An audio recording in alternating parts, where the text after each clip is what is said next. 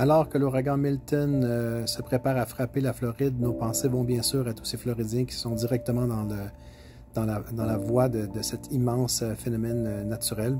Plusieurs résidents n'ont pu être évacués et vont donc tenter de passer à travers à leur domicile. Alors, on leur souhaite la meilleure des chances.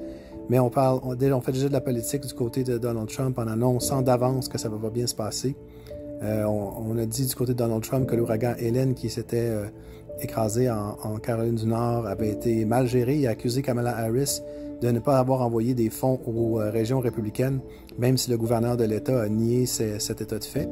Et c'est drôle parce que justement, cette semaine, deux anciens officiers de l'administration Trump ont témoigné que M. Trump refusait d'envoyer de l'aide fédérale dans les zones considérées démocrates pendant qu'il était président et que ce n'est qu'après qu'il lui ait fait voir qu'il y avait beaucoup de républicains dans ces zones-là aussi, qu'il avait finalement accepté, par exemple, de donner de l'argent pour les feux de forêt en Californie.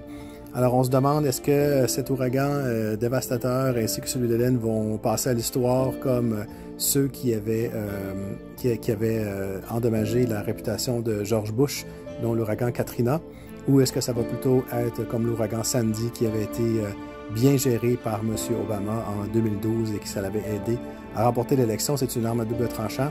C'est quand même vraiment dommage qu'on fasse de la politique sur le dos des gens, surtout avant que l'ouragan arrive et touche à terre. Donc, c'est quand même là qu'on est rendu cette semaine. Alors, suivez la chaîne pour plus d'infos.